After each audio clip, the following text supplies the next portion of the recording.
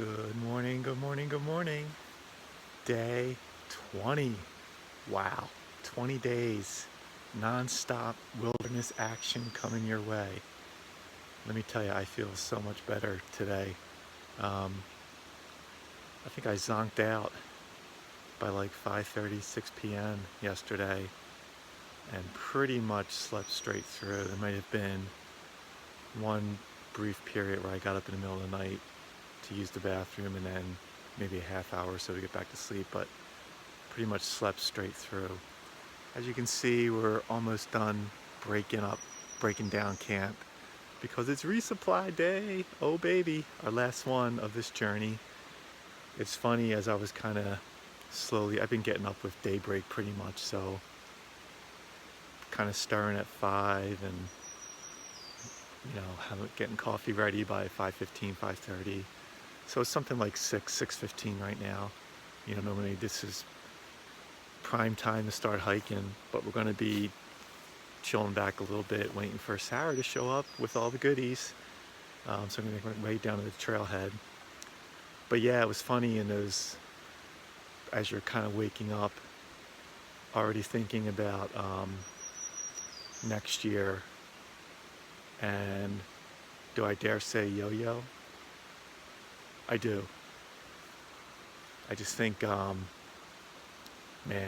I think it's just such a blast to be out here.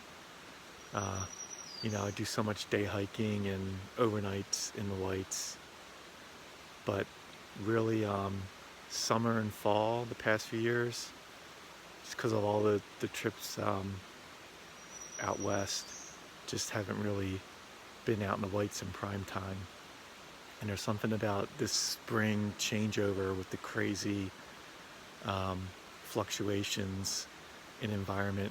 I mean, last night, just slept in my shorts, t-shirt, no socks, no hat. I put on the fleece hat like 4 or something in the morning, but I didn't desperately need it, but just threw it on, as opposed to the night before, where all layers on alert.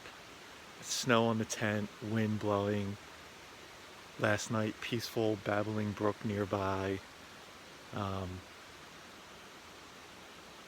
Even had the vestibule door open. I was so tired, I forgot to zip up the vestibule door next to me. And it wasn't until I got up in the middle of the night that was open all night, and I still was very comfortable. So it also got me thinking, because I know I'd mentioned my first overnight was at Unknown Pond to get Cabot, which I haven't been back to since. The actual tent and sleeping bag, and this is going back probably 2011. So I've had this same sleeping bag and tent for 11 years. Remember when EMS was just EMS and it wasn't bought out by Bob's or whoever it is now? They actually had some highly rated gear. I did all my research on the internet, and their Velocity 2 tent, which I still use, and their Mountain Light 35-degree sleeping bag, which I love, because it's like I don't sweat to death in warmer temperatures in it. I've actually sent it out. There's a link on REI for a company that'll clean your sleeping bag if you don't want to mess with doing it yourself. You ship it out to Seattle, and they clean it. They kind of bring the down back to life. And I've done that, gotten some more use out of it, gotten the funk out of it. These 2 pieces of gear, man, I've been using for years. Now, I mean, Sarah and I had the Big Agnes, the copper spur, which we love, more roomy, but I'm going to be sad to say goodbye to this little tent sleeping bag. The tent is starting to fall apart a bit. I can't blame, I mean, it's got 11 years of service out of it, and it's gotten a lot of use. And the sleeping bag, it's going with me everywhere, so I'm hoping I can squeeze a few more years out of them, but just quality product, man. Which leads me, I guess, to one more thing I want to briefly talk about, since I've kind of been thinking about it, is anyone who's hiked out west knows what this thing is. This is the Bear Vault 500, I guess, the big one. The other one's a short stubby one, the 450. And you may be saying, what the heck are you doing carrying that thing around? You know what? You just, because you have to pretty much use it everywhere you go, in California, Colorado, Montana, just got used to carrying it. And it helps with the organizing. It's a makeshift little table. And I really don't mind it. And let me tell you, I saw the most pitiful bear hang at the Sawyer Pond campsite. You know, I crashed early that night, probably was asleep by 7. Someone came in after that, and I guess there were no more tent platforms, so they kind of set up near the pond. You know, that's a whole other story. But they had a bear hang, and literally, I could have reached it. I mean, it was like this high, this far out. I could have snagged it easily.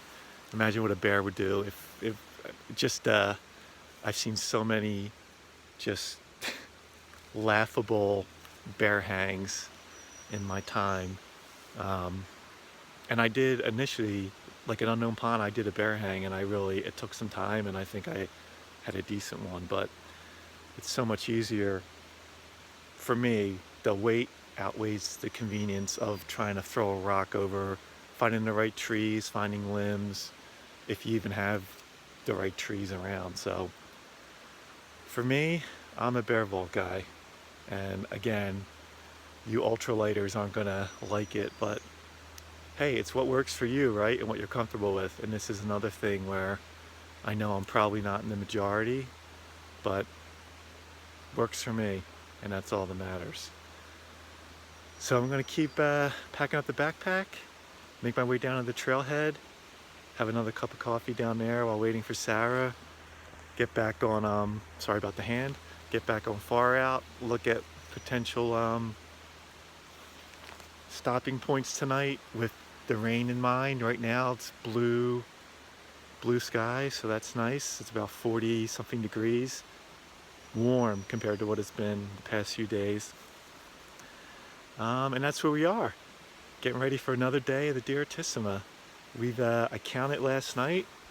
I can't believe we're at 37. So that's great. 37. Only 11 to go. I shouldn't be like saying that, but if you're thinking it, might as well say it. So yeah, we'll check in later and we'll say hi to Sarah. Hello, hello. Day 20 update. It's about a little after 7 in the morning. We made quick work getting down to the Glen Boulder trailhead. Just waiting for Sarah to show up, no big deal. Got some coffee brewing. And this is where we're going to be heading next. We're going to be going under this underpass, back on the AT, come out the other side and start heading up the Wildcat Ridge. So that's exciting. Other than that, it's starting to warm up a little bit, which is nice. Start to slowly delayer, taking an inventory of what I have right now, figuring out, you know, for lack of a better word, worst case scenario, how many more nights I'll be out here, to try and figure out how many more. I definitely won't need all the food resupply Sarah's bringing, because I think I packed in 10 to 12 days worth of food. I won't need that much. I still have like 4 freeze-dried meals. Gonna be doing Subway a couple of nights, so won't even need freeze-dried meals. So all that kind of stuff, planning that out. Yeah, that'll be fun. Gonna dump a bunch of trash. I didn't realize there are 2 bathrooms at the start of the trailhead here. They were open. I probably wouldn't have made it down to the bathroom anyway. But inside the bathroom were trash cans. So if Sarah was not coming, I probably would have unloaded some trash there. It's not that it's a lot, it's like 3 Ziploc bags full of this, and then one other bag of just TP. So yeah, not bad. Just gonna kind of chill. Definitely hear the cars more here down by the road. And that's it for now. We'll check in later. Hello friends, day 20 update. It's almost 8:30. I just saw a silver Subaru go by on Route 16 with the driver waving. You know what that means. McDonald's. I've been tasting these sausage McMuffin with no egg sandwiches for a couple hours now. Phantom taste buds. I can't wait. Once we get situated, we'll check in, we'll say hi to Sarah, and we'll go from there. See you soon. Hello, we just got our day 20 resupply. Thanks, Sarah. You're welcome. So much good stuff. I'm still digesting McDonald's like crazy. Got to reorganize everything. Hey, look, the gate was closed, so we had to even walk just to get our resupply, but it's well worth it. And it looks like we're gonna get some rain, so I'm gonna like get going. Sarah's gotta get back to work, but we're gonna head up to Wildcat and we'll see you soon. Hey everyone, just said goodbye to Sarah. Look at this awesome bounty. 2 foot longs from Subway. We still got some sausage McMuffins to go through. We got a couple beers. We'll save them for the warmer nights. I don't think I'll be having a beer tonight with the rain and the weather. So much good stuff. All this muffins from Mad River, scones from Mad River, and just a full bounty that I gotta organize so we can get back on the trail. The good thing is, other than the water and my hydration bladder, I don't have to lug up my smart waters with water. I know there's going to be plenty of water up there. Carter Notch or Carter Hut, there's a lake right there. There'll be plenty of water, so that'll lighten the load a little bit now that I'm carrying a couple of beers. But man, it's such a morale boost. Can't thank Sarah enough for really, this is probably the furthest point from our house. It's a good 2.5 hour drive from our place to Pinkham Notch. So I really appreciate it. And that's it for now. We'll check in later. Hello friends, day 20 update of our Direttissima attempt. We organized our resupply from Sarah and got back on the trail and immediately made 2 bonehead maneuvers. The first, there's a water crossing, a brook crossing to hook up with the AT under Route 16, and I thought I could rock hop it, and I got a little ambitious, and with like 2 rocks to go to the other side, took a nice drink up to over my waist. I should have known better. I should have had my electronics. I have cargo pants, so I should have taken the electronics out of the cargo pants pockets and put them up top, but I did not. Not much damage was done. I dried everything out on the other side. But then to add insult to injury, probably because I was a little discombobulated by that experience, I went the wrong way on the AT. So I walked almost towards Pinkham Notch, a good half mile or so, before I said, why am I still hearing trucks? I should be gaining elevation. And looked on the map and the GPS and, oh, all right. So we turned on around. We passed some hikers that we passed on the way. That's fun. And finally got on the Wildcat Ridge Trail on the AT, headed the right way. This section's known for some really, depending on how you look at it, cool rocky scrambles with a heavy pack. Maybe not as cool, but still fun. And you can see that little clearing down there. That's where Sarah and I hooked up at the Glen Ellis Falls scenic area / trailhead, Glen Boulder trailhead. So we've already gained some elevation. You can see Washington in the background. We're going to keep motoring along. It's around noon, hoping to put some miles in, hoping the rain holds off for a while. We'll see what happens. We'll check in later. Hello, day 20 of Direttissima. It's about 2 in the afternoon. We made it to Wildcat, but we're not staying here long. It's nasty.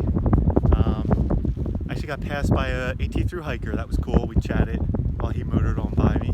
There's also 3 other guys making their way to boogie on before they get here. Things are good. We're gonna go to the next Wildcat. Just gotta figure out where that trail is. We will touch base later. Hello, welcome to the day 20 recap for the Direttissima attempt.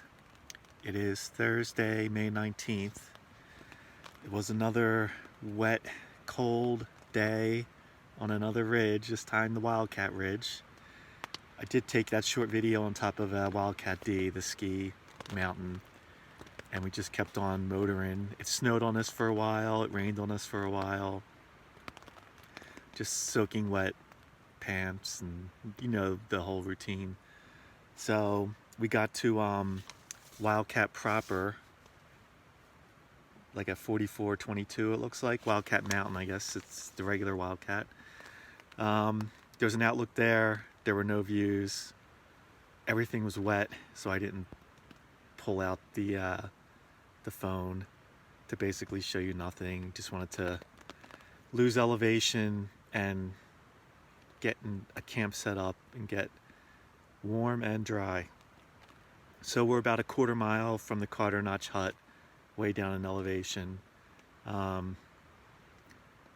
didn't have any extra water for boiling, but there were plenty of running water across the trail headed down. So once I found the spot, I just went back up the trail to where the water was flowing and filled up, just so we can have some hot beverages to kind of warm up. We certainly weren't anywhere near hypothermia, but you know, another 20 minutes of not moving, I could definitely see that setting in. Just trying to warm up. Once again, surprisingly, I had a bar of cell service with Verizon, so I was able to check in with Sarah, which was nice, and also check mountain forecast. And it looks like we're going to have a really nice string of weather coming up, which is going to be very much appreciated, especially since we're going to be on the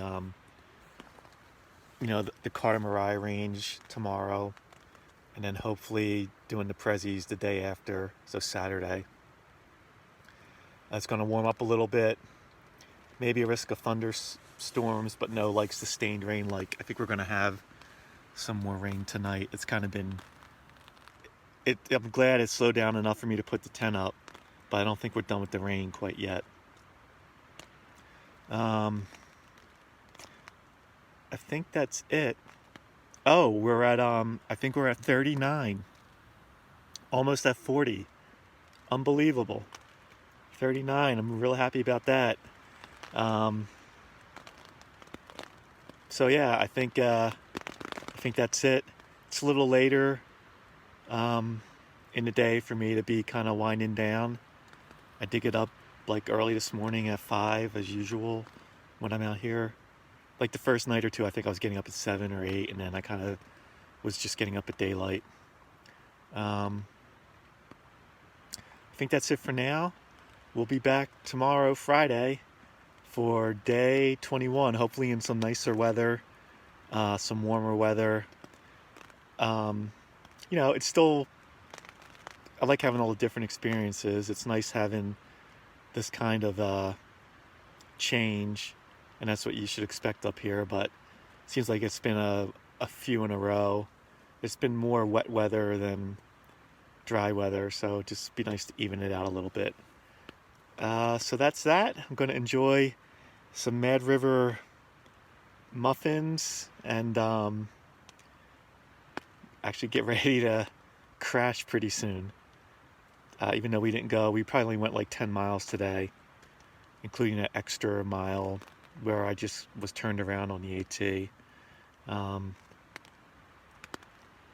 Still feeling strong climbing up, which is nice, but now I'm tired. I wouldn't want to push. If the weather was nicer, I probably would have pushed a bit further and shot for Carter Dome and camped around there somewhere.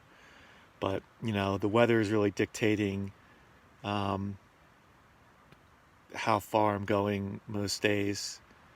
You know, otherwise I would probably go until like 5 and then really, you know, seriously start looking for a camp. So that's where we're at, and we'll see you in the morning.